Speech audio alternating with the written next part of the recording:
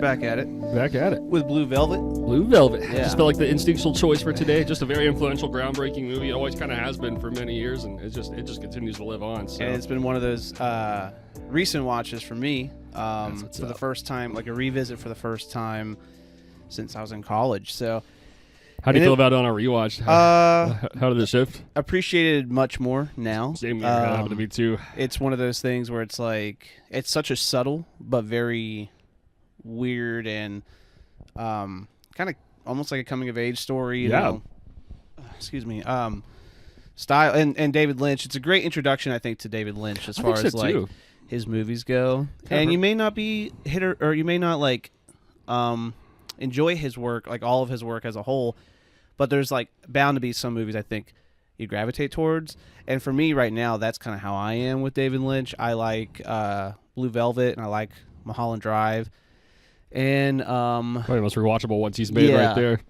I'm trying to think if there's another one I actually really like or not, but but some of the David Lynch stuff I've seen has been kind of like Eraserhead really rubbed me like weird. I was like, which I know like that has for a lot of people, but yeah, exactly. Yeah. But that makes so much sense because I think with like, what your tastes are, I could see how a lot of that's just like, all right, that just demands like a lot of like time. Almost you almost just want a movie that can just kind of almost have an immediacy of kind of taking you into these kind of places in a lot of ways. And Eraserhead's just like, all right, you just kind of got to live with that in your conscience everywhere you go. Right. And I kind of see a lot of these movies. It's like, well, you're kind of you're going about your day to day life. You're being a father. You're doing your job, and you got all this. You don't like what movies do you want in your head almost. And that's that's true. That seems like a bad movie to have in your head almost. Well, I mean, it's been a while since I've seen it. I saw it, I think, around COVID. So that was like really before Augie and everything. And but it was still enough to be like, but cringy, yeah. But that's a good point, man. I'm very selective with like how I want to spend my time with movies these days. Like I'm very like, like at the end of the day, if I'm gonna watch a movie, what movie do I want to invest that time into? Because chances are I probably won't finish it. So that means I'm going to have to spend another night trying to finish it, or it could be a dud or something I just didn't like, and it's just like, I don't know. But like, but I do like, I still like the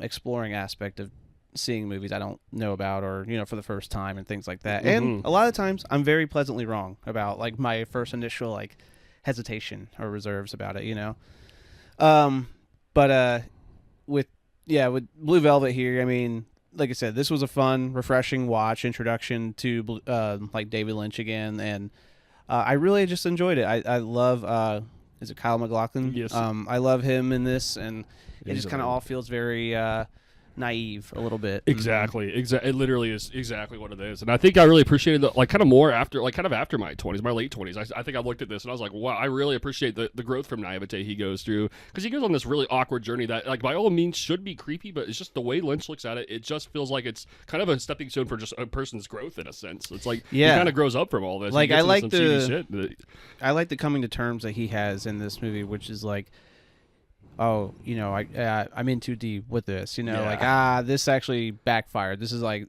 a serious situation, like this is really dangerous. Yeah, exactly. And I like that he goes to the very end with it, like he follows through the whole thing, and also helps resolve it by the end too, save the situation. But yeah, it's a cool watch, man. But yeah, Dennis Hopper, he's just nasty in it. So disturbing. He's so a weird, very disturbing villain. Mm-hmm. Yeah, I think he's. Yeah, it's like the balance this movie has of just like kind of the naivete and then just like the seediness of Dennis Hopper's character. That's like exactly where it's the darkest, and all those scenes are just demonic, dude. Mm-hmm. Immediately gets me excited. I think of all Lynch movies, I'd be the most excited to hear your take on Wild at Heart, since it kind of has a similar type. William Dafoe's a similar type of villain, and that's the one I really want to watch, dude. I think that's the one I'm most mystified by your take on. That's probably the most youthful movie. He's made his Wizard of Oz remake and everything. Yeah, that's so cool.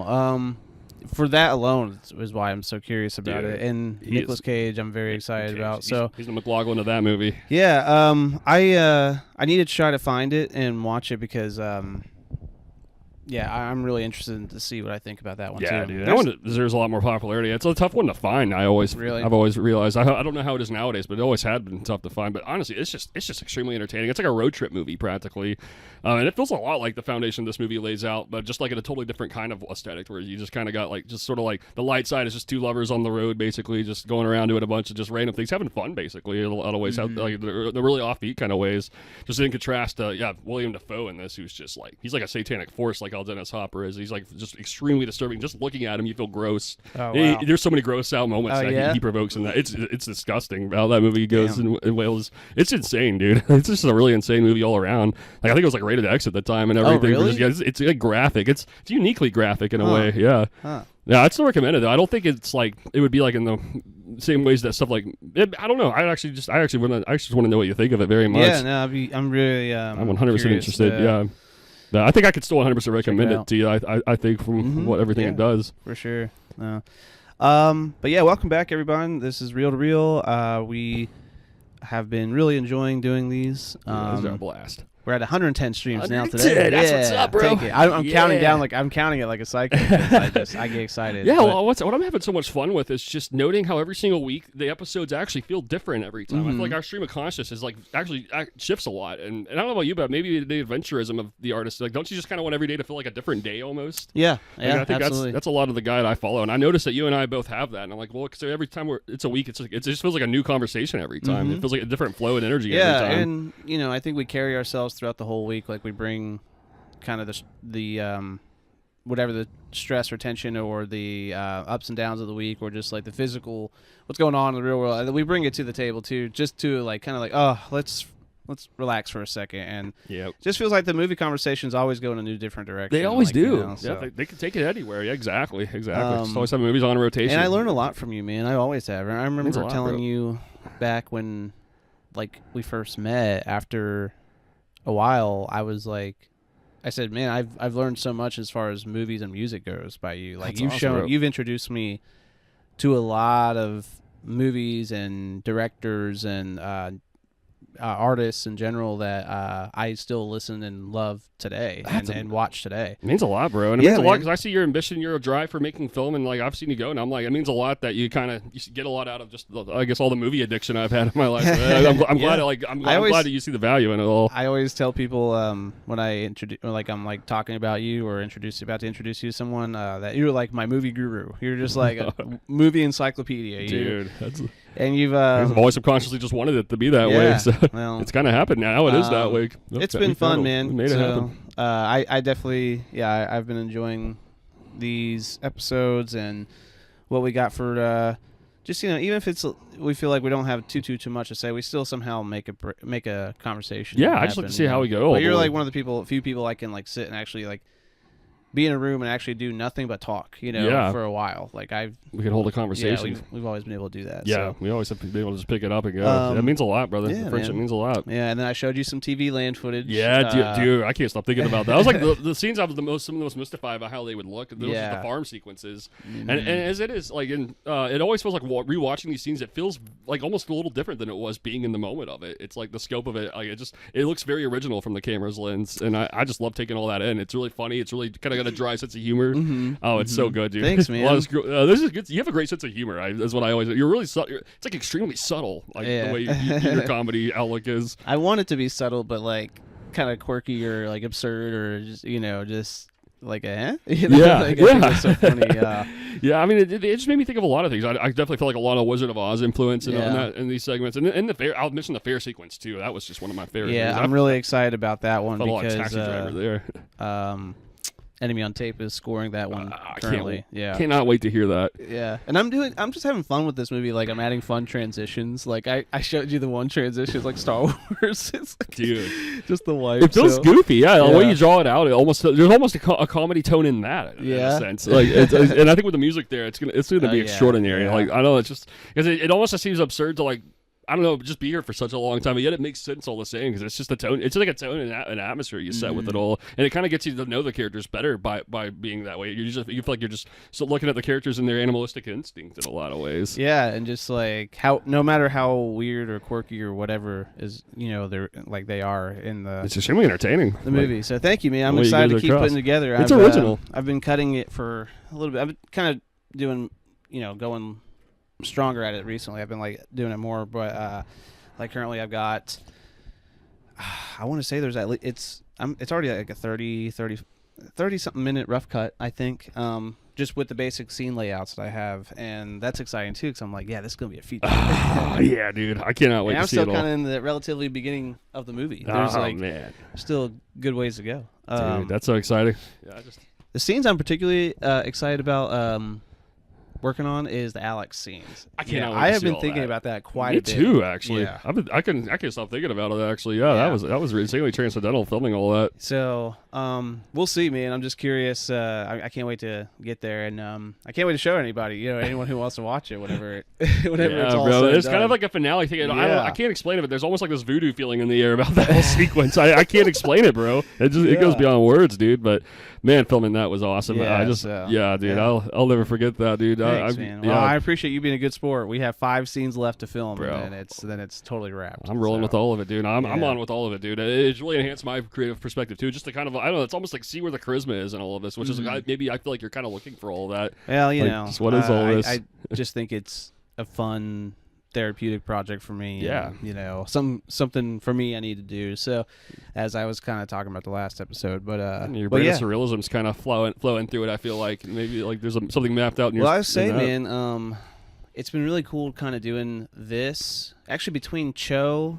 TV Land, and just kind of like the year and a half, 2 years I've kind of had, plus all the stuff I've been taking in slowly, like director-wise and movie-wise and life-wise. I'm just kind of like, it's made me really inspired for the next kind of more serious, tone I have in a movie. And I think that's like, I have a few different like cool concepts. I'm like really, a lot of it is just kind of doing the slow burn character approach though too. So I'm just excited. I've got some visions. I've got some ideas for what happens next after I do, TV Land. Absolutely. And get inspired by like some of these, these awesome movies we've been watching. And like actually, I'll go ahead and bring up the one I watched, which was because this movie kind of inspired me too. Again, kind of more of a surreal, inside interesting perspective look on it, which is Go. Yes, David or Dave Lemon? Doug Lemon. Doug Lemon, yeah. Yeah, dude, original movie, dude. It was very original. 1999, yeah. A very original movie, man.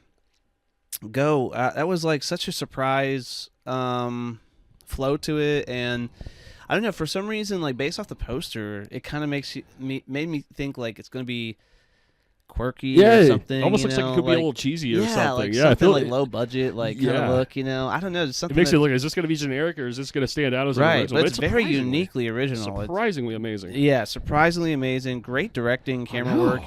Great. I think it's his best work. Yeah, great dialogue and characters. All the characters are fun. I particularly was really enjoying the last 2 guys at the end. They were kind of just like, I like their back and forth and just like that whole situation that, well, without giving away too much, it's told in 3 different perspectives of one single event, but they all kind of overlap, and it does it very, very well. Dude, it's so well paced. Yeah, it's like day in the life. It's mesmerizing how well it conveys all that. And I just like how it jumps. Like it's like such this kind of crazy scenario, and then you see the other side of it, which is even a crazier scenario. And then you see like the full outside perspective of the whole thing, and it's just like, oh, that makes sense, and that's fucking weird and crazy, and then it just kind of all wraps up together, and then it's just like, all right, anyways. Yeah, you just literally get all the pieces of the story, and it's so just cool. Day in the life. Literally, yeah, kind of just. I love that movie. Yeah, the characters are great. It's like so energetic. Always. Yes, it is. The aesthetic value is very energetic. It keeps you on your toes when it comes to like the beats of it. Like when something happens, you'll kind of let it ride for a little bit, and then it just kind of shifts in the gear for a sec. It kind of jumps something at you just to keep it energized. Keep the adrenaline. Feels like it's always flowing. Yeah, it basically is nonstop. I think it's extremely successful at getting across a nonstop energy. Yeah, 'cause I really like because I think the second story is the one I think about a lot. Where I think it's like Breck and Meyer. They're like in Las Vegas, and they basically there's like this really intense. It gets really intense, basically. Oh yeah, he's out there and he's just getting into. He just kind of stumbles into like this scenario, and then he ends up big mess.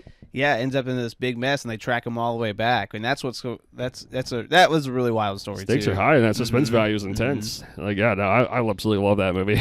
Yeah, I just want to go back and take in all the. Yeah, I ended up watching. It took me 3 nights to watch the whole movie, not because like it's a long movie. No, that's perfect. But it was one for each. I story. liked how it was told in the 3 stories, and I was just particularly tired for these last couple nights, and it was just already late, so I was just watching. I watched one, and then I was planning on finishing the whole movie 2 nights ago, but I just started watching the second one, and then we finished it last night. So very good. It was very underrated, though. It is underrated. I am.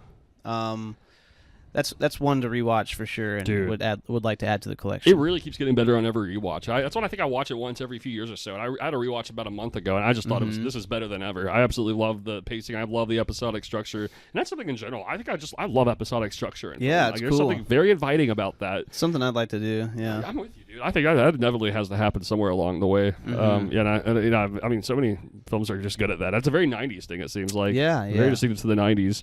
So, yeah, that's super cool, man. I got to tell you, there's a lot of movies to go through, but I'll have to tell you my latest one I just watched, which was Insomnia by Christopher Nolan. Dude. I'm going crazy over this movie right now, dude. Yeah, well, this is crazy. Yeah, you brought it up the other day. If I've seen it, and I've seen that movie twice. One when I was like, oh boy, probably I had to be like 18, maybe I think, but I think I just felt very. I don't know. I don't think I was in it. I was just kind of. I wasn't watching movies like I watch now. Neither was Al Pacino in that movie. Yeah. Perfect. And then I watched it again recently, a few years ago, and I thought it was pretty good. But I just remember having a very slow burn feel, subtle feel to the whole thing. It does. It's very uniquely paranoid and weird and it cool. Is. Yeah. I think I just loved how subtle the whole movie felt. I think I just seriously didn't expect it to be that sweeping, but I just found Al Pacino right from the start just really complex, really interesting, and like I'm still trying to understand it in a lot of ways. Like it really felt like a paranoid. Yeah, because he comes into town right with to investigate already. Yeah, investigate this scene of a crime, and it doesn't get dark, and he's all tripping out about that, and he doesn't sleep at all. Yeah, so Al Pacino is definitely it's one of my favorite watches with him. I think so too. I think that's one of my favorite Pacino. I'm a lifelong Pacino fan. Yeah. I'm like, that actually stands out as one of my favorite Pacino roles. It's a unique role. I like when he carries himself like pretty much the whole movie. Like he's a central. I mean, like he's kind of going crazy in a lot of ways, but he's just also like, and you kind of feel bad for him in a way. I don't know. That's what I've noticed more than Nolan films. I start feeling like bad for the characters in these scenarios more and more. And I think with Insomnia, it just feels kind of like off the way that he's trying to find like Robin Williams' character and everything. And it just, man, it's so complex. And Hilary Swank in all this is amazing too. But I love the way that you hardly even see Robin Williams for the first hour. Like the suspense value is very intense, and whenever he's in it a little more, and it's not really like a loud rock'em sock'em kind of film. It's very subtle all throughout, practically. But yet I felt the intensity all the same. Somehow I could feel it all the more for it. Yeah. And maybe it's because I didn't expect it. I didn't expect it to hit me that great. Yeah, well, and Robin Williams as a villain is like so interesting. So interesting, dude. He is a great villain there, man. I probably agree. That's my favorite villainous role he's ever played. Yeah, you brought up 1 Hour Photo earlier, and I forgot. Same year. Yeah, I've seen that movie, but he is a villain weirdo in that too. He's just kind of just a creep. He's creepy in that movie, dude. Yeah, I know. I haven't seen it since I was like, I had to be like 14 or 15. Oh, I loved it when I was at the time. I really want to rewatch. Yeah, I saw it for the first time and only time, like maybe 6 or 7 years ago or something like that. But very, Robin Williams, you just don't see that shade of him very often. Which he was genius in Insomnia. Yeah, and so Nolan was really, I think he kind of saw that genius level in him to had cast him in the role. Tongue-tied. And I felt like the tone was original. Like it felt like it didn't feel like anything else in Nolan's filmography. That's the thing. I think it's extremely separate from anything else he's made. Absolutely. It actually felt like it was something out of the 70s. I thought more than anything, like a lot of crime detective movies, like paranoid thriller type. Yeah, it's something like almost like great. You'd watch on like Law and Order. Like, literally a longer episode of that, like where it's just like it's a classic like detective who, trying to figure out this mystery, but like is totally being affected by the whole thing. It's just like dominating him. It's corrupting him. And yeah, exactly. Like a few other movies that made me think of was The Seven by David Fincher. Like, it made me think a lot about that. Maybe a fresh take on that whole formula and atmosphere. I thought it was very original from it, but all the same, I feel like it was kind of Nolan's version of that kind of story where it's just. Yeah, like literally, I think maybe a lot of the connecting point is both of those have it where the city kind of feels like a character in itself because it's like in Insomnia, it's just daylight all the time. In Seven, it's just always rainy, and it's an ambiguous city also. Like literally, you don't even know the name of the city they're in. It's just this fictional place that they're in. Oh yeah, yeah, I think that's a really cool thing. But yeah, I think that Insomnia is just that was just amazing. And another one made me think was The French Connection. Have you ever seen that movie? No, I've never seen that. Great movie. That stars Gene Hackman. Basically, just says it's again just very corrupt sort of detective who just gets really paranoid.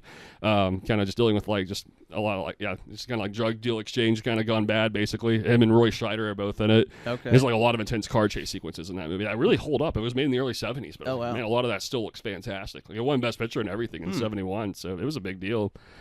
But yeah, Insomnia and Hilary Swank as well. I can't believe how brilliant her character was and all that as well. I think that was just amazing. I need to it's been long enough to kind of forget a lot, forget the details. And it's extremely detailed. And I did some little experimental, and I decided to pull an all-nighter over this movie. Wow. So I just wanted to kind of see how I feel, and also just test the waters on how a conversation flows in me when I haven't slept. Because I find growing up, sometimes my best moments happen when I didn't sleep for a long time. Oh wow! Like sometimes it's usually kind of random, and I think that movie got me in a mood where I need to rewatch it more to understand it better. But I think just on a soul level, like I just love this movie. Like I just really loved it. I felt very attached to what Nolan was going for and all of it, and I just want to understand like Pacino's character better. I think that was just genuinely a very complex sort of character and role all around he portrayed as a great one. 2002. Yep, literally, exactly 2002. Yeah, which is it's definitely different than Nolan's filmography. Even from like Memento, it's like this is nothing like Memento. I didn't see anything else he made. Yeah, 100% correct. Yeah, it's because it just feels like in the, and that's the thing. Batman is definitely still grounded, but it's kind of feels fantasy because of Batman, right? But I think it's still like the best, the most grounded take on the Batman. It just feels like Nolan's films get like bigger and bigger and bigger, like as they go. Like, they do. Like opera, dude. They pace out small, and they just the stakes just get bigger and bigger, and then literally it just escalates into a massive deal by the end. And that's something I've been noticing. I think maybe one thing to observe about Nolan's filmography, dude, he is a genius at ending his movies. Like he just said, it's like they really do kind of get better and better as they go. They kind of like skyrocket, escalate into just this big thing. And then usually the ending is just usually just very cathartic, very rewarding. Just they're always the original. Like I feel like he makes very powerful films, and ultimately. I don't know, the endings are... I know, Inception ending always got me. It's always kind of head-scratching. It's like, oh, man, well, is it? Is he back in reality? Is he stuck in his labyrinth of dreams? Is he, maybe he's okay with it? Like, there's so many questions that arises. So and even with The Dark Knight Rises at the end, you're kind of like, oh, well, is that Batman... Or is Bruce alive, and they're off living those lives that they always dreamed about, like that what Alfred always wanted, or just be away from is that what Alfred wants to see? It's like, what is that? There's a lot, man. It's really complex because he goes through that whole journey in Dark Knight Rises where he's really in a lot of pain. He's really defeated by I think just like in the Dark Knight too. It's like he's just very defeated by the villains in those movies. I think those movies are particularly dark, and I think at the more and more age, I'm like, wow, I feel more and more for Bale because it's like he just sounds like the defeated hero. It's just like, well, the world just feels outdated if you're not a little bit of a fucked up villain, and it's like, well, he's looking at it like, well, there's no place for me, basically. It's very lonely, you could say, in a lot of ways.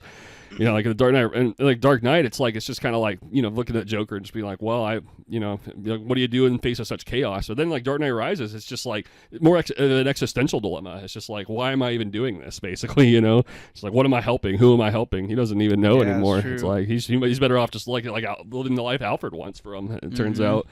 But what I love about the Dark Knight movies is they're just like ensemble masterpieces. I mean, and it's like, I don't know, when I look at them, I hardly even like associate him with Batman in a way. I feel like Nolan just kind of made it his own thing entirely.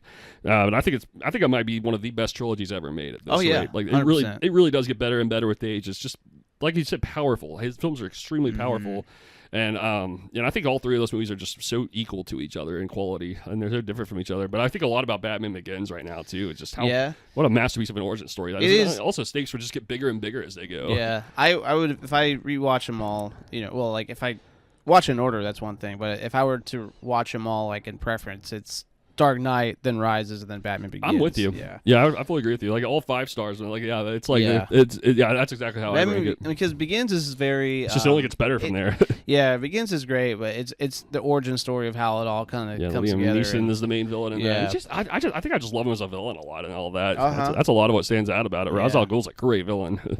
He really is. He's demented too in his own. Like all the training sequences in the beginning, just escalating to just them getting like fighting out in the city along with the Scarecrow stuff. Like, I love Bale's journey to get to that place. And then it just goes to shit from there. It does. Yeah. And having rewatched Man of Steel, which I finally finished it, and I thought it was a masterpiece. I thought it was as good as Batman Begins. I was just going to note that I feel like Batman Begins kind of reminds me a lot of Man of Steel, actually. I kind of felt a lot of the similar kind of origin story where, again, it kind of just, it starts off kind of small, but then it just escalates into a big thing. And it just, man, those movies just masterfully execute the actions, honestly. Yeah, for sure. And not only that, like the dialogue is really great, too. I love the way the characters are fleshed out. And those movies do a great job of just establishing this man who essentially has this, has a purpose, or has something that's calling to him that's, where he stumbles into this bigger picture, like this big chaotic thing, but it's one of those things of trying to learn how to do it and accepting it and moving forward with it, and then there's like this pressure to save everything around them. And I just think they both do such a great job of like creating that superhero in the origin and resolving it with, okay, well, this is who I am now, essentially. And I wish Snyder would have been able to explore Henry Cavill's Superman into more like a trilogy. I wish that could have been that way. Nolan did with Batman. I wish, because Man of Steel jumped to Batman versus Superman. And that's another loaded. That is another loaded scratcher. I don't know how to feel about that. I really, that's complex feelings about that. Yeah. I need to rewatch it. I need to rewatch it too, and I just want to rewatch the whole director's cut. There's I think it's 3 hours, maybe more. I think that was the version I saw. I think, but I remember thinking is I like the Batman stuff. I thought Superman stuff was off, but maybe I'll appreciate it better now. I think it's a little offbeat. I think the pacing is just kind of all over the place. It really is a little messy, and then it just gets really messy because then you get Wonder Woman in there, and then. Like Lex Luthor, Jesse Eisenberg is Lex Luthor. Oh, I forgot about that. Yeah, and he's just a little like he's a little weird. Yeah, I don't know if he's weirdo. Like if you know Lex Luthor, you're kind of just like, why is Jesse Eisenberg Lex Luthor? That does seem like awkward casting. Yeah, it's a little awkward. And as much as I appreciate what he does for that character and like in Zack Snyder's own original take, it's still just a little off for me. It's a little weird.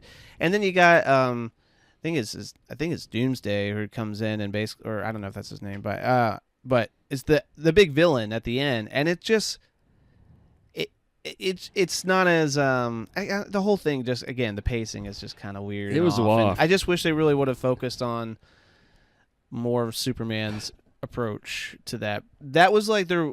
It didn't pace right. I don't know how it all worked, but to me, it seems like Snyder was trying to quick start the DC universe by let's get Batman in here, let's go ahead and get Wonder Woman, let's go ahead and introduce this other kind of bigger cameo of these references of other characters and get another big villain just so we can kill off Superman and bring him back for Justice League. And it's just like that's a lot. You should have just done another Superman solo movie. That's what I would have liked to see. I just would have really liked to see where if there was a trilogy for Henry Cavill's Superman, what that would look like. Get Batman into it at some point, maybe, or it just like was it not popular at the time, or did it not? Did it fall? I think it was just polarizing, man. I mean, man. Like Ben Affleck was great as Batman. He's definitely like my favorite. I think he's one of my all-time favorite live adaptations of Batman because he's just badass. Absolutely. But it was already a long movie, and it just again throwing in all these characters and kind of like this bigger kind of plot that it just feels like a quick start to a bigger universe plot. Just kind of feels very messy, and then I think people just got like they're polarized either way. I was kind of the same though, honestly. I was. Like, I watched it, and it didn't blow my mind like I was hoping it would. And kind of took me a while to watch it again. I was really confused by it. Some of it was a little confusing, but it's not very... it's very... it comes together very well, and like in terms of storytelling. Like I know what it's about, but it just ends up being it just feels overloaded, man, and then it just kind of feels like it's just dragging on at some point. Yeah. But yeah, it's a polarizing view. I think there's a lot about it that I like a lot, very Me much, too. especially introducing Ben Affleck as Batman. I think like taking the good parts, like there's a great movie in Yeah. there. That's the thing about it. That's why it's so complex. And there's the other side of it. It's like, wow, it's a mess. I really, I genuinely don't know. It almost feels like the first hour is really solid, and then Yeah. it kind of just goes crazy from there. Yeah, But exactly. Like, yeah, like I'm trying to remember. Like, did it have like a lot of extended action in the final hour in that one, or was it? Yeah, because I'm pretty sure it's like Batman. It's like Batman, Superman, and Wonder Woman fighting. I think his name's Doomsday in it. But they're fighting him at the end, and Lex Luthor's doing some crazy shit that's like, I think that ends up creating Doomsday, and then but in the middle of it, or the front half of it is Batman fighting Superman, because Batman. I like how it opens, because it opens up with Batman's point of view at the events of Man of Steel, where it's like the city is devastating, it's like falling all over the place, and you see Ben Affleck as Bruce Wayne, like in Metropolis, trying to get people out, saving, like running in the streets, and then like he just sees Superman and General Zod just fighting and destroying buildings and everything, and he's just on the ground, and then you follow him. He's trying to save like this little girl or something, and like some people get, he's seeing people just die and all kinds of crazy shit happening, and then like as he's on the ground, he's watching them, and he just basically just like looks at Superman, and that's when he's out to get Superman. And that's how Batman is. He's like a lot more darker, and I like how it just carries Batman's kind of perspective for a while, where he's out to get Superman because he thinks he doesn't belong. If everyone's that powerful, they do not need to be here, and that it's really cool. It's a very, very cool like setup, and then they fight, and they have a great fight. But then it just kind of, I think then something else happens. Well, Lex Luthor has a ploy basically that attacks Superman personally, and that's when kind of this narrative changes pretty drastically. I'm giving that a rewatch, dude. I'm absolutely interested. God, I just want to have a new thought on it. I want to rewatch I'm curious it if that would seem better on a rewatch. Yeah. Man of Steel got me, and now I'm really a lot more open to rewatching a lot of this stuff. I think it's worth watching for sure, but I don't know how impactful it is. Yeah, because sometimes those versus movies don't like. How did you feel about Deadpool versus Wolverine? Did you like that movie? On a side note, yeah, I think we talked about it briefly. They changed it to Deadpool and Wolverine because I think they were trying to like make it as a buddy road trip kind of feel. I mean, it's fun. It's with it's just a very, again, going back to like Deadpool himself, I'm kind of over the bit, Me too. Yeah, it's an okay thing. I think I look back and I feel like a lot of that's just okay to me. Yeah. Maybe I'd appreciate the Wolverine side of it more. I appreciate Wolverine. I appreciate Hugh Jackman anytime I see him as Wolverine. He is amazing. And then I love the fan service that they brought back Wesley Snipes as Blade. That is great. What's her name? Jennifer Garner as Elektra. Man. They brought back Channing Tatum as Gambit, who was supposed to play Gambit, in his own movie. And they brought back the chick from Logan that was playing young Wolverine, the young girl. Yeah, and she's older now, and she's like in that one. I need to rewatch. I kind of want to rewatch that too. And it's just like they have their own little ragtag team of, to fight their baddie that's going on in that movie. But it's a great Marvel it's a great Marvel film in the MCU. It's a great fan service film, and really, really appreciate having Hugh Jackman in there as Wolverine. You see a new Wolverine shade that we've never seen on live action before, which is awesome. But the Deadpool parts himself, and after a while, it kind of just feels like, all right, this is all right. I'm trying the bits, his humor kind of gets a little exhausting after a while. Yeah, that's kind of how. Yeah, it's like very one note. It's a one note kind of sense of humor, and I'm curious maybe if that works better when there's other stories going on there too, or not. Because I think I felt that way same way about that first Deadpool movie. Which I saw once now. I think that was just enough. I think it's best if he's just a part of teams, just like. I kind of agree. He's like a sidekick character. Yeah. I don't know if come and go. Yeah. Which also you mentioned a little earlier, Blade and Elektra. I've never seen either one of those movies. I've never either. Yeah, I haven't either. I might be curious to check I don't know out why I sometime. haven't. I just same. The Blade trilogy, especially. A lot of people praise the Blade films. Yeah, same. I hear and a lot. I want to see him. I just never. I'm intrigued by Wesley Snipes. Yeah. I would like to see what he's like in those. I think it's apparently the most iconic kind of roles. So yeah, and Elektra, I don't think I don't think it's a very good movie. Kind of a bomb, yeah. Yeah, I'm pretty sure it's a bomb. Jennifer Gardner from 13 going on 30. I think, yeah. Is that her name, right? I think it's Jennifer Gardner. But yeah, I think she plays. I like her in anything, and she, did you see the Daredevil movie with Ben Affleck? A long time ago, dude. I don't remember anything about that that's movie. Where I liked it when I was a kid. She's originally in that movie. What a rewatch. Elektra. That's right. You're right. Wow. So Elektra was a spin-off, like its own Elektra movie. Ben Affleck was in that too. Yeah. I just never seen it. It's pretty. Yeah, the Daredevil's pretty good. But Daredevil's great. Yeah, Daredevil. I mean, it's pretty fun. And Colin Farrell's Bullseye. Oh, that's right. Wow, see, I totally forgot about that. Yeah. I need to rewatch it. I sincerely just remember hearing everyone talk about. I've literally when I was a kid, I think that was how I first discovered the word badass. Because people were pointing that movie as being badass. So I was like, well, I want to watch this now. Yeah. And at the time, I thought it was pretty good, but I don't know. Now I think I might like it better now. I mean, it's for a 2000s, early 2000s. It really fits in comic book movie. It's like a much more grounded. It's cool. I'd have to rewatch it. I know I'm sure it's cheesy in some parts, but I think it's fun. So. But yeah, no, I need to watch the Blade films for sure. Dude, Blade, yeah. I'm right there with you. Yeah, the Blade, and then we were talking about the Rodriguez El Mariachi trilogy. Yeah. I want to go back. I kind of feel the same about those. I kind of feel a little like, how have I not seen those kind of things? I still need to see those too. Yeah. And then the other day when you came over, we finished Sinners. We watched Sinners. Dude, I can't stop thinking about that, bro. I've been wanting to rewatch that for a long time since I saw it in theaters. That's really just my subconscious, honestly. Yeah, man, it looks beautiful. It's shot so well. The acting is so good, and it's just like it's so uniquely original. I don't know. It's very well paced. It's like a musical montage in the first hour, and then it turns into a zombie apocalyptic type of movie all around. Just atmospheric. Very atmospheric. Gloomy gothic. It's like Southern Gothic kind of tone. Yeah, the dude that plays the lead vampire there, he's like very mystifying. Like he's just like in its own like creepy, charming way. It's just like he's so good and trying to invite them into like his deranged mentality of being a vampire with them. But yeah, that's a great movie, man. And it ends up like the ending is so nice. It just kind of all really wraps up very well. It does. Yeah, no, I think on that rewatch I was just amazed by like the character. I like its presentation of characterization. Like kind of had like a bit of a Christopher Nolan influence, I felt like, in a way where it just like maybe there's like it almost feels like a little bit of a detached look, but it also gives you everything you need about them too. It's like that's what I like about that aesthetic. It doesn't feel like it's too close up on anybody. It kind of feels like it's just kind of taking in the grand scope of the whole story, just looking at it like an opera, just kind of looking at everybody basically. That makes sense. Yeah. I thought that was just really well paced. Ryan Coogler, I believe, directed that. Yeah, just amazing atmosphere. That was amazing, dude. Yeah. I want to go back and rewatch the first half of that a lot. Yeah, and you see, you haven't seen Black Panther, huh? Still haven't seen Black Panther. Black Panther. Oh, he did. Okay, I really need. I sincerely need to get to that. Good.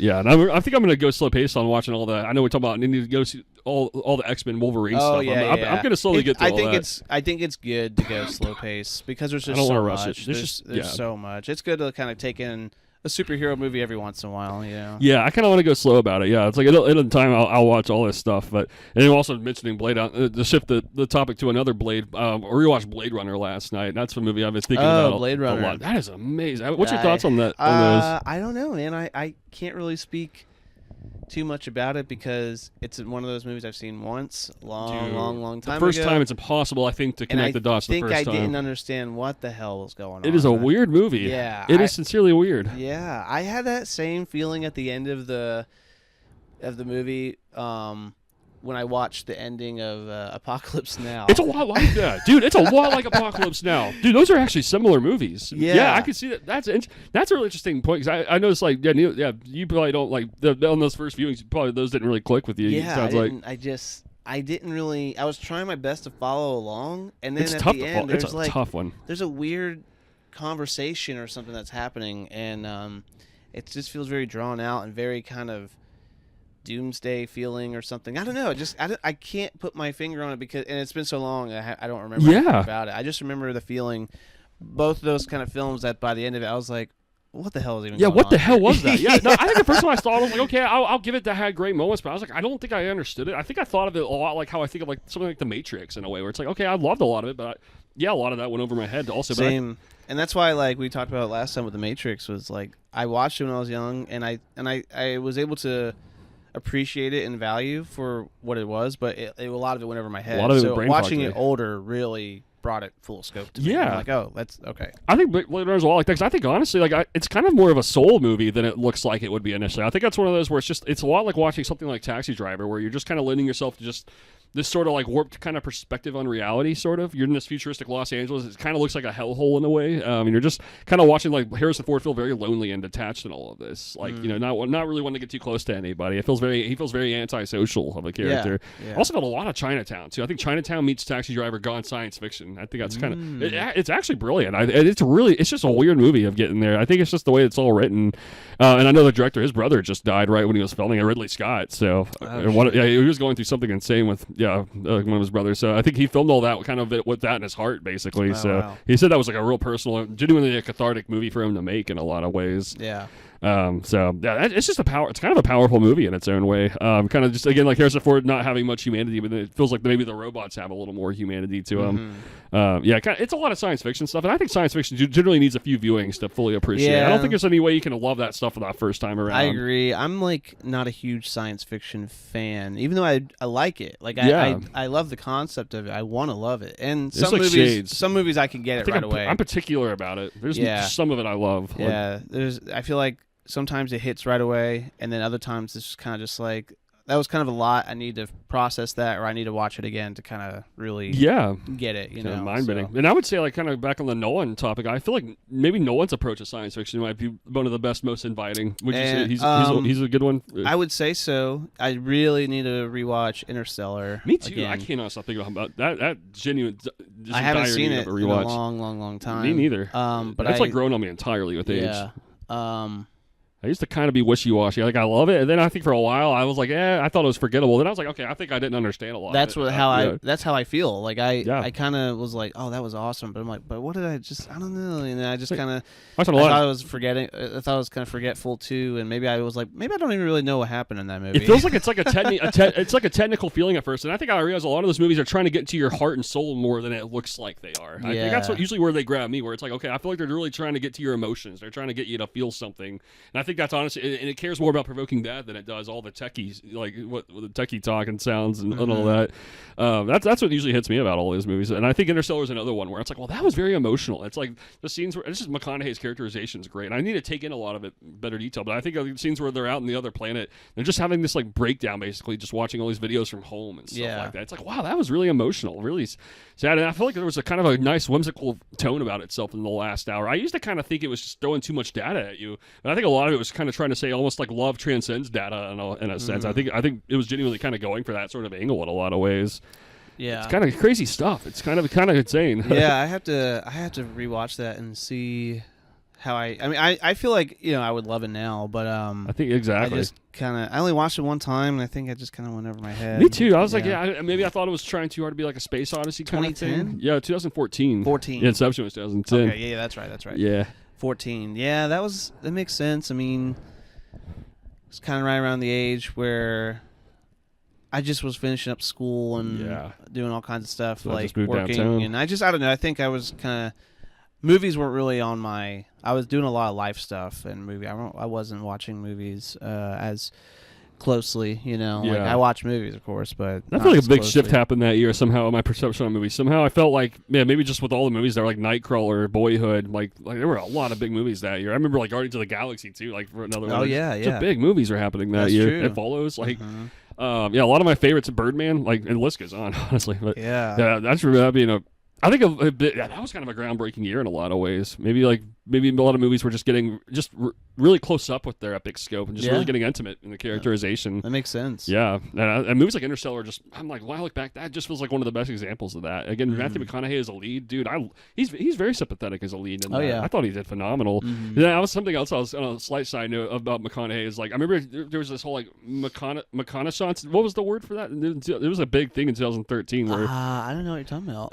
Oh man, it was this big thing where McConaughey had a year where he was just about the most ambitious guy on the planet. It seemed like, and people called it the McConaissance or something like. It was weird. I don't think I know that. It was like big at the time. I'm curious if anyone remembers that now. Basically, it was like because he was involved in the movie Dallas Buyers Club. He was in Wolf of Wall Street. He was in True Detective. It's like he was just randomly. It's like it seems like randomly that guy was just begging for an Oscar or something like that. And then he got the Oscar, and I think he just seriously chilled out from there. It's just funny. Like for a year though, he was just going crazy trying to do all these projects. Oh, wow. Did you ever see True Detective? I did. I watched the first season. First season? Bro, it's a masterpiece. Absolutely. Masterpiece of the strongest order. I think that was one of the first times I really watched a show, and I was like, whoa. I mean, Breaking Bad, I got that feeling. Yeah. But like, that might have been the closest I got to that spark. yeah, I really was like, I just felt like, wow, that was like a technical and amazing written show. It was like so good. McConaughey, and I'm just trying to remember again who the Woody other... Harrelson. Woody Harrelson. That's right, man. Yeah. That was it's a great, dynamite. Great dynamic duo. Dynamite. That was like both of their best performances, honestly. It was very unsettling throughout the whole thing. Yeah. Very, very good. That was a masterpiece. Yeah. I'd like to rewatch that again. Me too, and I've heard it was mostly that season. That's where I'm not really gone through. I think Vince Vaughn and some other people are in the other seasons. Vince Vaughn and Colin Farrell are in the second one. I heard that one's okay, but not as strong. I've heard that too. The third season has, I can't remember his name. I'd have to look him up. He was going to be the new Blade in Marvel. And then the fourth season just had Jodie Foster, I think Jodie Foster. Interesting. Yeah, but intriguing. But yeah, I heard all the other seasons were kind of just okay. Yeah, me too. The first season was it just hit right away. It's just by far the best part of it. Yeah, right away. I guess that was what he needed to do there. I'm gonna rewatch that season. I was just randomly thinking about. I think one of my favorite standout parts was there was I remember this 5 or 10 minute long extended take, just literally of someone I think it was McConaughey breaking into a house, committing this really epic kind of I can't remember what it was. I think he was trying to chase someone down or something, but they were just running through a bunch of houses and everything, and it was just in True Detective. Yeah, in True Detective. Oh, I had to it's a lot. I know it's just kind of this big. Dude, it was just epic and ambitious the way it was. Yeah, and I loved it. It just felt like groundbreaking filmmaking in the truest sense. Yeah, man. Yeah, man. I don't think McConaughey got me thinking about all that, but I think I'm real back. He's a great actor. I thoroughly enjoy him. Same. I think he's amazing. It's so cool that I think he got started when he was in Dazed and Confused, just kind of playing this, just kind of crazy, sort of odd kind of dude. But Richard Linklater finds the charisma in such a guy, and it's well, he just kind of went on to just have a great career, man. Yeah, I think it's so cool to take that in. I'm trying to think of something else. He's very kind of inspiring about him. Yeah, I was trying to think of something else that he was in. He's in a lot of comedies in the 2000s era. I'm trying to remember more too. I feel like I can't. I'm sorry, I can't think of too many. Pull their names out here because McConaughey. Yeah, he's a big deal, man. Yeah, no, I'm trying to remember. Did you watch something like How to Lose a Guy in 10 Days? Was that you? I've seen, that was with. Was he in that? Oh, he is in that. I don't know if I've fully seen that though. Yeah, it was just such a different shade. I Lose a Guy 10 Days. Yeah, I haven't seen Dallas Buyers Club. I need to see that. It's pretty good. I might need to rewatch it because I don't think I was fully on with that one as much as a lot of people were at the time. But I mean, hey, I could see where that's a pretty great movie all the same. I need to see Mud. Dude, Mud was pretty good. Yeah, man. That was a good one. Yeah, I need to see that one. It's an offbeat one. It's very much just like an isolated, kind of a swampy kind of atmosphere about it. Yeah, I know. Yeah, McConaughey was just kind of crazy that you just. It's almost just kind of having an offbeat influence on children and all. It's an interesting movie. Okay. I don't remember too much about it. Yeah, he just kind of pops up as small characters a lot in a lot of movies. He does. Yeah, I'm just looking through all these movies. I'm like, and yeah, he's not the lead in a lot. Yeah, of he's them. not often a lead. Yeah, that's what I know. That's what stands out. out about Interstellar. I'm like that and Dallas Buyers Club. That might be the only 2 times he's in Mud. There's a random movie with Matthew McConaughey and Christian Bale with Rain of Fire. Have you heard of that one? I saw that when I was growing up. Me too. I saw it in theaters. Did you? I saw it on DVD, bro. Yeah, I remember. I think that movie was crazy. I want to rewatch it. It's a dragon movie. Yeah, it's like medieval dragon. But I don't think. I think it bombed for sure. And I don't think it's like a really really good movie. I would have to. I want to kind of want to rewatch it now. Fun with it. Me I just too. Want to see and have fun with it. It has the early 2000s aesthetic about 2002. Yeah, post-apocalyptic science fantasy film, and it's got dragons. But yeah, I forgot Christian Bale and Matthew McConaughey are in it. I'm extremely interested in rewatching that. Yeah, it's been such. Oh, and Killer Joe. Have you ever seen Killer Joe? No, I haven't seen that. Bro, that was in 2011. That was another McConaughey. He's a villain in that, dude. He is disturbing. Oh, yeah? I mean, despicably disturbing in this. He was the director of The Exorcist, William Friedkin, and Sorcerer. Okay. William Friedkin. Yeah, he did this in the early 2010s, and basically just.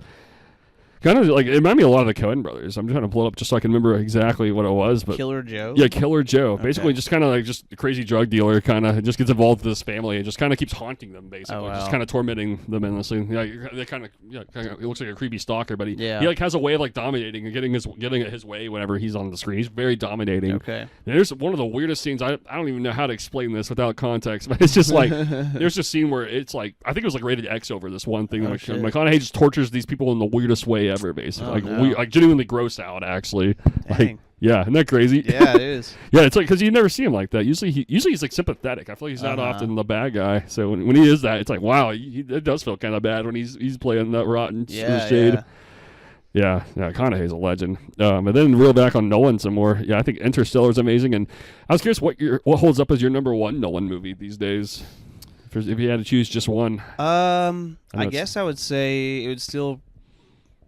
Well, I mean, he's really the toughest one. I know, because I still like to say Dark Knight is my favorite Nolan film, just because it's got also one of my favorite heroes in it. It's just a great genre blend, just a grand masterpiece. Great acting and everything about it. But Oppenheimer is a close one now. Me too, dude. It's very close. It's so close to being number one right now. And Inception is also another. That is number one for me. Yeah, I would say it's got to be those top three, and it could maybe depending on the day, it could change order. But those three are like my top favorite Nolan films. I'm right with you, dude. Yeah, they're all for different reasons too. That's what I kind of noticed about them. They're all different from each other. That's another thing. It's like I think they all are so distinctly different in terms of tone and stakes and all kinds of stuff. Like they're just like three different epic masterpieces that you can just kind of fall into on any given day, and there's a lot of range there. So those three I wouldn't know, but Dark Knight and Oppenheimer for sure, and Inception.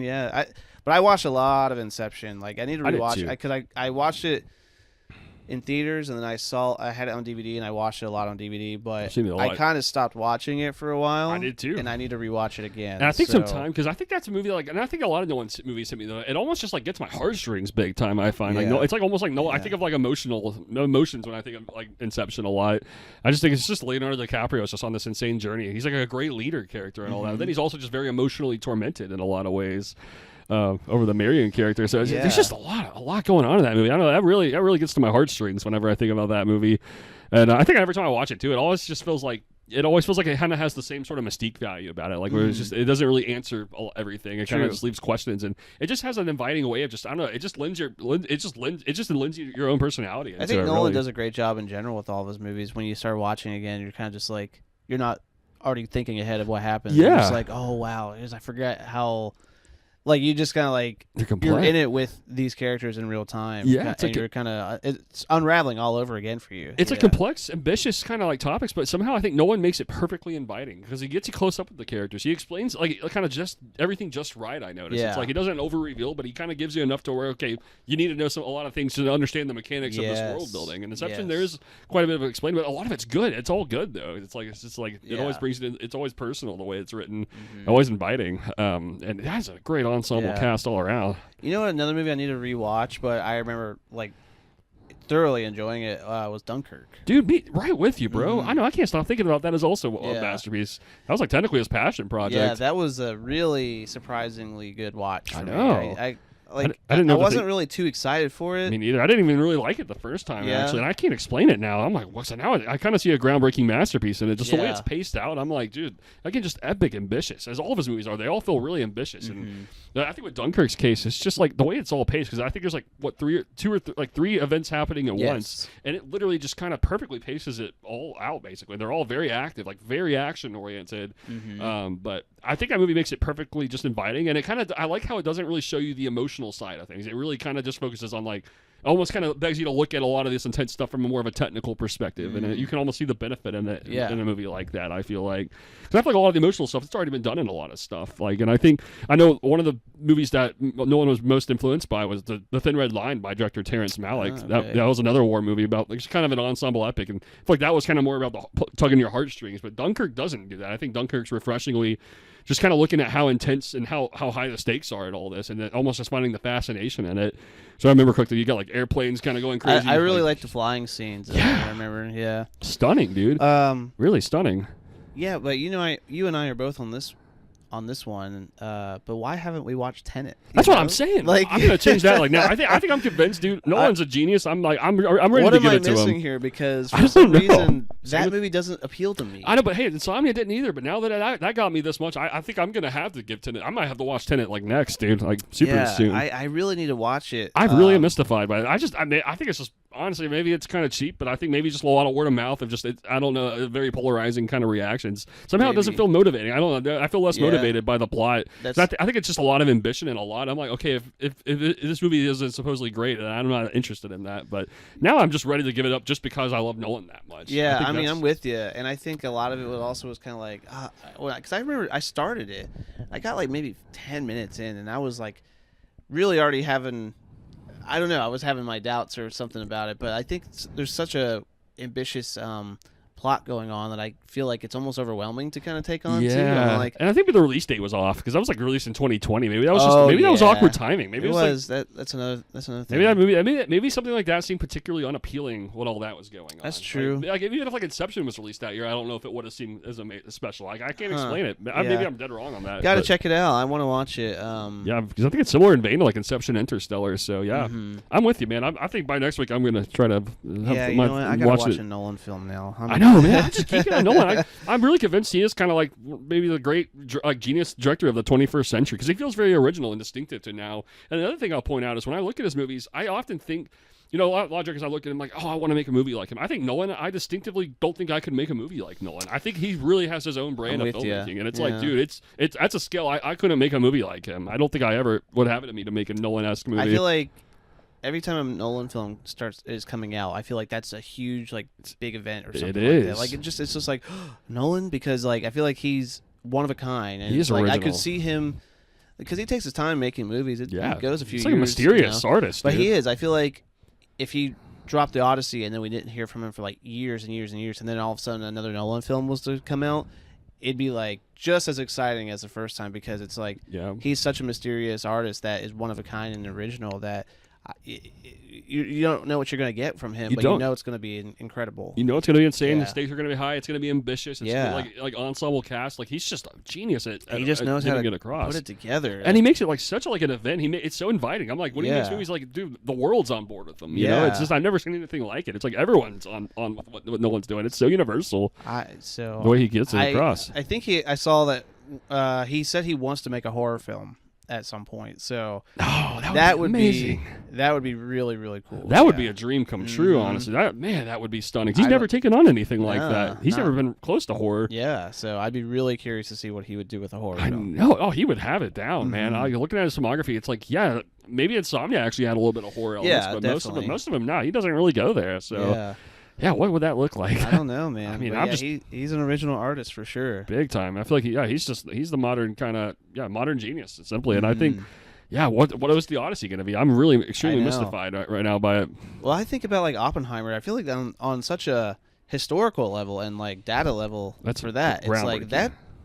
I mean, you have to really know your stuff to like craft a movie around that subject matter. 3 hours and of it's it. Like, how do you make it entertaining? It's so intense. I feel like I would need a constant board of like writers and scientists around me to even try to simply explain that subject. You would in a movie, and I just like the whole thing is. And it's the same thing with the Interstellar, the space, the technology, the science fiction, the science behind it is just like incredible to be like, oh wow, you can really create a whole movie in information that makes sense and is Yeah, imagine you had to work with a ton of scientists to get that crazy, across. Yeah. And I'm just you have to be you just have to be an original kind of wizard to get that together, man. It's absolutely. Just crazy, man. It is. Yeah, I can't get over Interstellar in that case, and then Oppenheimer in another case. It's just it has like the biopic formula that's so entertaining. Yeah. And somehow Interstellar or Oppenheimer, it's always intense. It's always like it's unpredictable, and it always feels like I don't know. Somehow the way that movie's told, it never feels safe to be in that world in a sense. I think that was very true.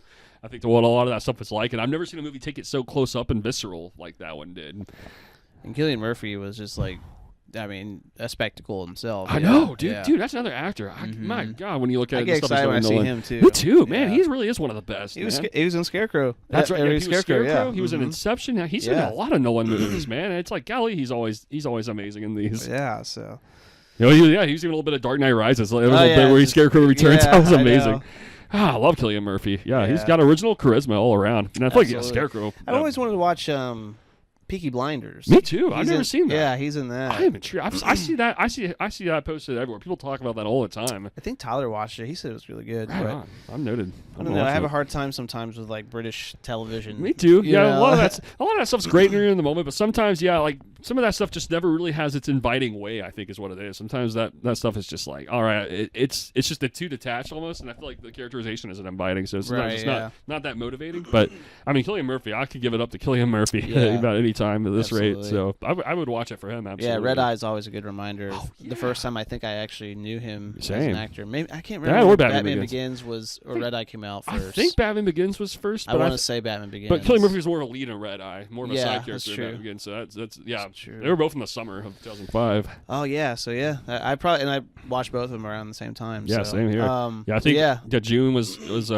Batman Begins, and I think August was Red Eye. So I remember seeing that in the mall numerous times. Just dude, I love Red Eye. Man. Yeah, me too, man. So good, dude. It still holds up. I haven't seen it in a little while, but last time I did, I was like, damn, that's great. That's a great movie. Yeah. And I rewatched that. Yeah, I think around October last year, and I was just like, yeah, dude, that's one of my favorite Wes Craven movies. My favorite's got to be Scream, but I mean that's close. It's a great Wes Craven film. Yeah, I think it's underrated. The airplane aesthetic of it all. Another airplane aesthetic. Yeah. We were talking about that. That flight plan. Yeah. Mm-hmm.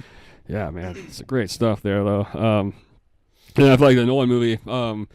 I kind of feel like looking at Dark. I also rewatched Dark Knight Rises recently, and I just every single time I feel like I almost see that movie. I almost love that movie better upon every viewing. I think that somehow seems like it's the most underrated of the Dark Knight trilogy. I feel like people talk about that one as much. It's very underrated. I think a lot of people try to forget Dark Knight Rises for some reason. I can't explain it. They just don't talk about it. Like it's not. A lot of times there's a reason. I can't see the reason for this one. I think when they think about the Nolan trilogy, people just jump to Dark Knight, and they don't really talk about Rises or Begins anymore. You know.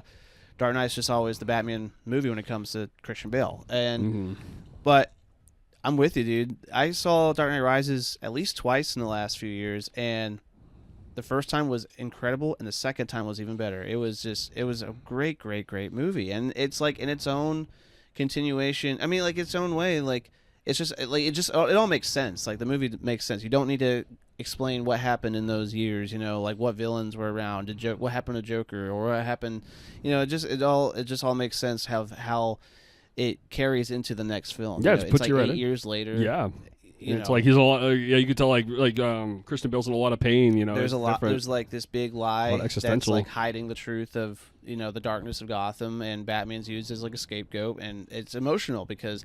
Even like Gary Oldman, he's got all this guilt about it and stuff, and he's ready to like blow the lid off the whole thing at that like event. And Bruce Wayne's kind of looked as a shadowy figure in the castle, and no one hears from him or sees from him anymore. And he's all a little crippled, and he's just sad, like he's like defeated, like you said. He's just kind of just chilling. And but then the introduction of Tom Hardy and Bane like coming into Gotham, and then like all that. It kind of slowly makes its way to the surface, and he's like, well, I can't ignore this.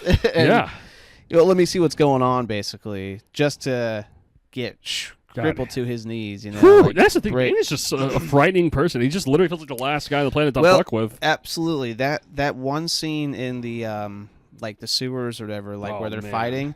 Like a psychopath. It is the most like nerve-wracking scene, that fight scene, because there's no music. It's just pure audio. It feels uncomfortable. It's very uncomfortable to watch, and I already know what's going to happen, but I still get anxiety about it. Like it's just like that's probably my favorite action scene in the Nolan movie. You just feel so bad for Christian Bale because he's giving it all he got. Bane is just unflinched. I love when he's like even trying to stealth him out, turn off the lights. He's like, oh, you really adapted the darkness. I was born with it. This is like, oh my god. Like he's so evil, but I think about Bane is like I almost can't deny there's this weird amount of charisma about the badassery. There's almost a badassery to it. I almost can't resist it. He has a charisma. He's even kind of low key funny. He is funny. Yeah. There's something I just remember going out. It's like I feel like me and everyone just wanted to quote him. Like it's like I don't know. It's fun to do the voice. Yeah, it's like sure. I don't know. Wow, that movie just again maybe sometimes movies make me into a psychopath. That made me want like I don't know. Bane it's a crazy villain. He is. He's a very crazy villain. That's his idea. He's manipulative as fuck. He can manipulate anything to get his way. He's tough as nails. He's like a force, an animalistic force. Well, in the comics, he's like incredibly smart and incredibly manipulative, like you said, and powerful. And it's just like he is a huge adversary villain, against Batman. Like he's not to be fucked with, and that's why he's such a cool villain. Like because he's very complex. He's a very crazy villain in that terms. He's got both strength and smart. Brains. But so yeah, I don't know. He's it's a good movie all around though. Dark Knight Rises. It wraps up the whole trilogy, I think, very well. Perfectly, yeah. Even in an open-ended sense, but it just kind of closes that chapter of what Batman, Nolan's the whole Batman legacy, world yeah, looks kind like, of almost a simplicity of just like yeah, exactly, yeah. I love that ending scene very much. Yeah, it's like without for one, and then also reflecting on the whole cave sequences too. Those are some of my favorites on rewatch also, where it's like he keeps trying to climb out, and then and then that's even intense when they're all chanting underneath him. It is extremely it's just intense. like, ooh. But that last time Feels when he kinda finally miserable. climbs the wall, when he finally gets out, that you feel the inspiration climbing. He's like claiming himself again, oh man, it's powerful, man. The whole movie's powerful too. Yeah, it's powerful. That's what I kind of noticed more and more. Oh, wow, it's a powerful movie. And I think Nolan movies generally are. There's power. I think there's just general themes that Nolan is able to convey very well. You take away even plot elements or characters, in this particular case, like Batman, that world or what people expect out of Batman. You can't deny the way Nolan just sets up these perspectives and these views and like the value or the themes, like I was saying, of the high stakes and like what it means to be or what this all is doing in this world and stuff. And it's just like I think he's just such a great artist of doing it. But mesmerizing. You really go through a roller coaster of I think emotions and thoughts and feelings. Even with his movies and particularly Dark Knight Rises, I think it's like it's up and down as far as like following Bruce Wayne and how his whole journey, like the journey of that character in that movie is incredible. Yeah, and like a great ensemble piece all around. Like you were mentioning Gary Oldman, and then like Anne Hathaway's in there as Catwoman. Yeah, she's great too. I really liked her. Underrated. Very. Well, Anne Hathaway is just like she's always kind of naturally cool and there's a charisma, slick, and I've always been a fan. And I think she just did a great job of capturing that character. I really particularly like the opening when she is like dressed up as the maid or whatever. Yeah, I and love like that. Her personality changes in a split second when she's caught. Yep. And then she like kicks the cane out from under him and like jumps on the ledge or jumps off the fucking window. It's just like it's so cool to see that switch of a character. I'm like, oh yeah, that's Catwoman. That's cool. Catwoman right there. I love that, dude. Yeah, that's an amazing introduction to her character. Yeah, I love her scenes, man. She really has. I think like Nolan kind of perfectly paced. Like the mistake I know sometimes, usually the third one in a movie, superhero movies get us where they want to try to juggle too much. There's almost it's just too much characters and it gets messy. I think Rice has got everything right on that. Like, I think it's as messy. equal level as characters and stuff like that as Dark Knight or as Batman Begins. It literally does a great job of getting about a dozen characters and just kind of keeping it contained throughout them as far as the narrative and stuff goes. Yeah. Like everything else, there's a lot more going on, of course. There's a lot of shit going on, but he keeps it centralized. And he does that, basically it's between, Batman, Catwoman, Bane, and like a few, Alfred, of course, and Commissioner Gordon, but like a few other like sprinkles, throughout. But and Joseph Gordon-Levitt's character specifically too. I think it's just does a really great job just kind of keeping the focus and balancing between all of them and telling what's going on around them. Yeah. But it doesn't feel like too much, even though like the whole city's like kind of going at war with each other and stuff. It just feels like that's what's going on, and the central characters are behind the scenes trying to fix it. You're in the psychological state of the characters. Yeah, you're really close up on just trying to fix it, just watching this overwhelming mess. Defeat I like when she's like trying to or thinking about leaving, and she's like, "You don't owe them anything anymore," and he's like, "Yes, I do." It's like not enough. It's just he still has that noble sense of like, I'm gonna finish this. This is what I'm. He's noble. He's loyal, man. He cares so much about Gotham, like protecting the city. It's his life, man. He'd sell his life to it. Is what he feels. That's a real dilemma. He goes through the whole movie. Yeah, he really does. Yeah, another one was I really loved Joseph Gordon-Levitt and all that. It was kind of a brief moment, but I really liked his character a lot in the Dark Knight Rises. Yeah, and I think people kind of got hated on the idea of like he was Robin at the end of it. Like, I like that. Yeah, but it's like, again, so what? I mean, we're not getting a Joseph Gordon-Levitt lead Robin movie. Yeah, it's just live in the imagination, Just, maybe it's better off that way. Yeah, exactly. And because it ends right as that cave is opening, and you see like the Bat Cave, and halfway through the screen it cuts to black. Yeah, it does. It's such a crazy ending. It's such a great ending. And she's like, "Oh, what's your what's your first name?" It's Robin, and and then he sees the Bat Cave, and he gets in there. He leaves all of his stuff to him, and it's like.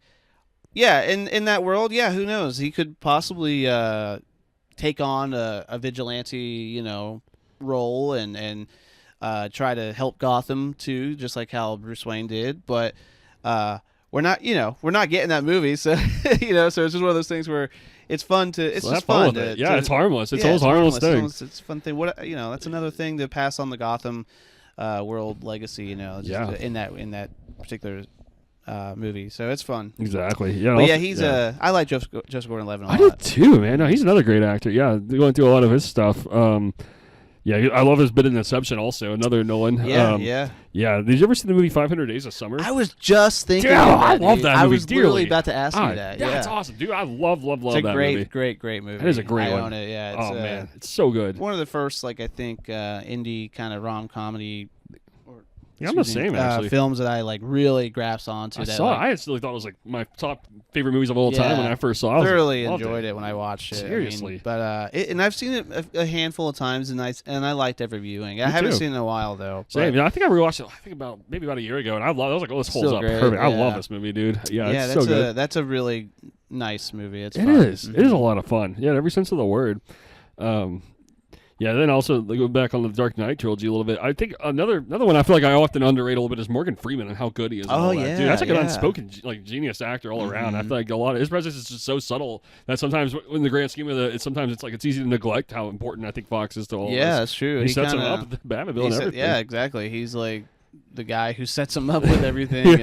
And also the one of the few people who knows he's Batman. So he has. He has the perks of knowing him and whatnot, and helping him, as Gotham needs it most. So he really is. I mean, Morgan Freeman is another one of those legacy actors. Can't really deny the man's presence when he's on. And of course, his voice is iconic. But he's a genius. Dude. I love that actor. Yeah, he is iconic in every sense of the word. I also rewatched Shawshank Redemption kind of recently. Oh, yeah? What's your feelings of that movie? God, dude, it's been so long since I've seen it, and I don't know if I was old enough to really appreciate it for what it was. I was the same when I was younger. I think I needed some age to really appreciate that movie. But again, that's just a real big time tug on your heartstring kind of movie where you're just a guy in prison for a while. It's like, how do you make that an inspirational story? And it's like the movie manages to do it really well, actually. For some reason, I always get that movie and The Green Mile mixed up. Extremely. So they're the same director, Frank Darabont. Oh, was it? Yeah. Oh, wow, they're both Stephen King stories too, so very easy to do that. And honestly, I preferred Green Mile initially because I saw that movie first. I was a little more into that movie growing up. Because the whole thing with that was he's in prison, but he didn't do it, right? Yeah, he didn't do it. And that's a really sad ending. It's extremely sad. Yeah.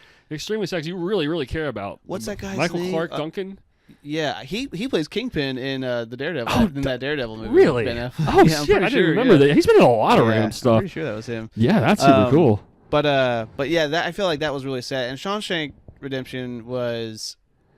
I don't know why he's in prison. I can't remember why he's in prison.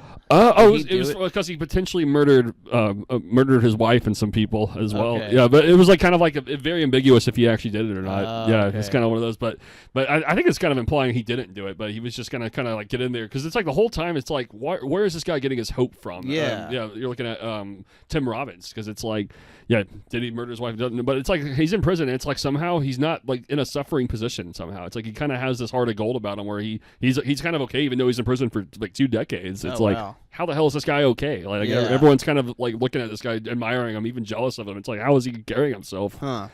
Yeah. Yeah, I got to watch that again. It's been a very, very long time. It's a lot of great mystique value. I think it holds up great. Yeah, it's extremely entertaining. Just a great screenplay. I think the characters are really well fleshed out. That movie was very, very influenced by Martin Scorsese's directing, and you can really sense it in a lot of ways, where it's just detail oriented. A lot of chaos kind of going on in the prison scenes. The wardens are really, really rotten. There's a lot of bad people. In their position. Frank Darabont, man, he directed The Mist. Yep, he did The Mist. He sure did. Did you like that movie? I don't remember it that well. I liked it. I liked it just fine. Not a masterpiece in my eyes, but I liked it just fine. I liked it a lot. I just watched it for the first time not too long ago. Yeah, that's right. I remember you telling me that. We talked about it. I can't remember, maybe on the Strange We Films might podcast have or something. But I think I need to rewatch that. Sincerely. Yeah, that was a really, really good movie. But I also fucked up ending.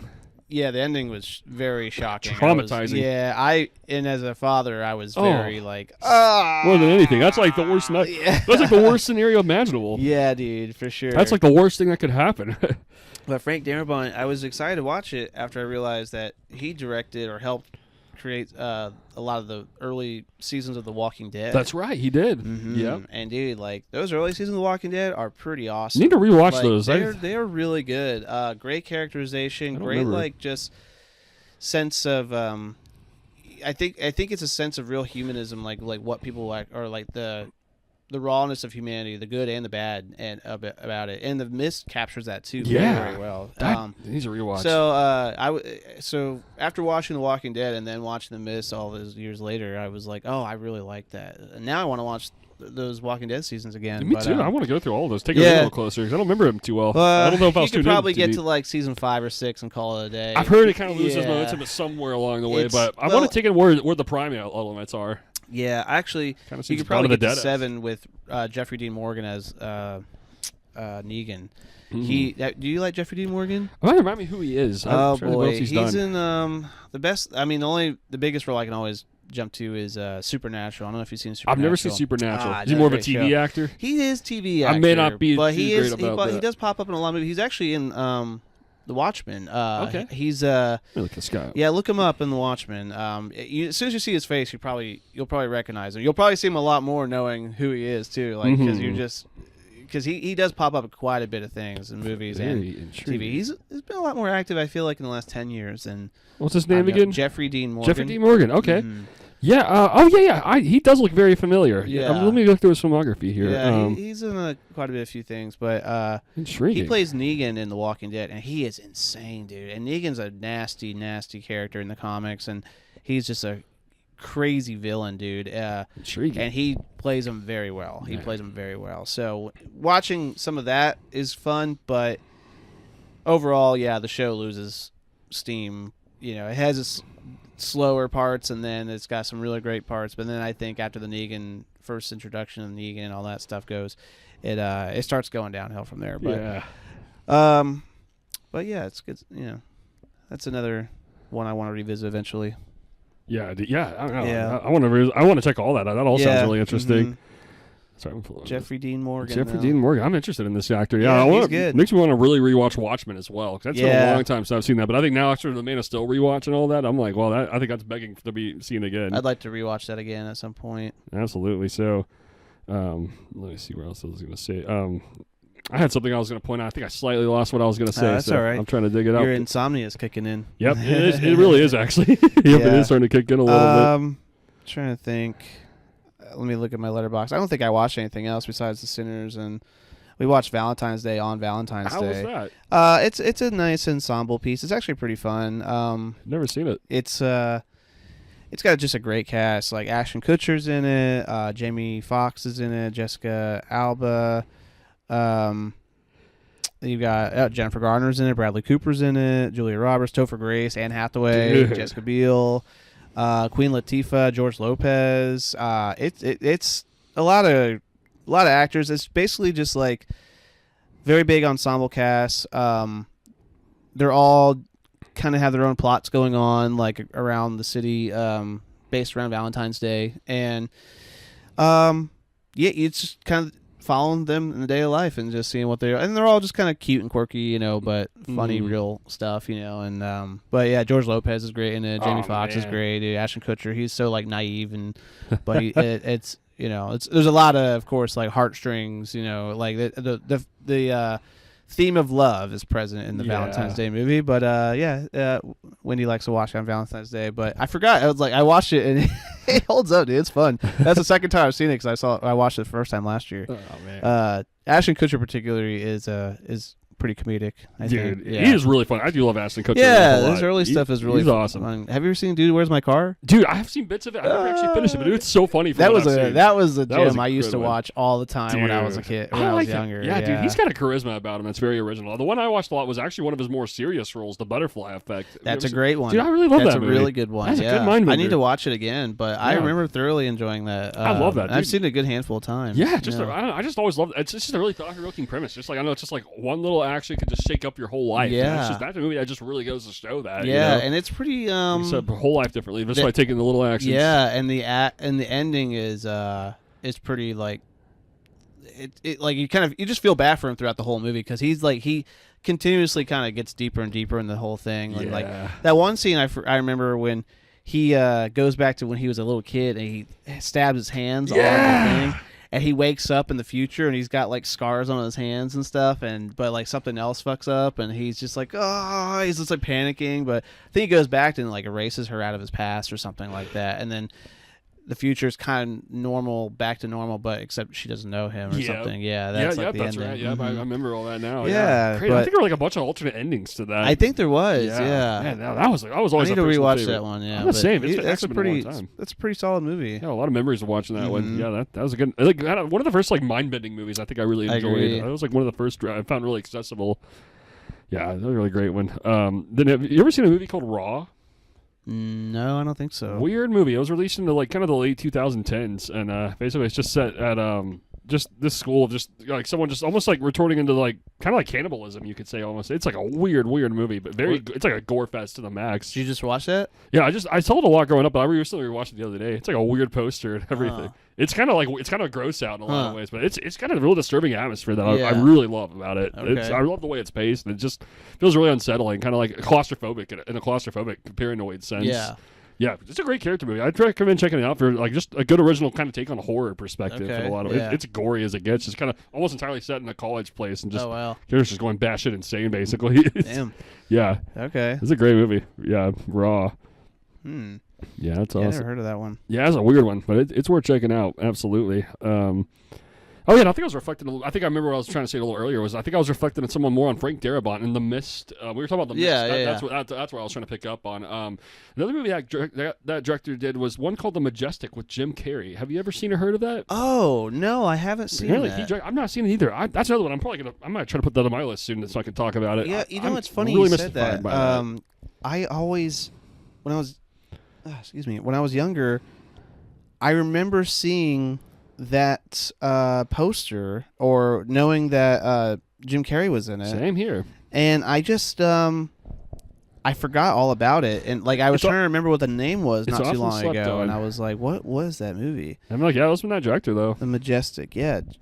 He's a blacklisted Hollywood screenwriter who develops amnesia after a car crash and is mistaken for a local war hero in a small California town, leading him to help reopen the town's movie theater and rediscover his identity and convictions. Wow, looks interesting. Yeah, made in 2001. That sounds.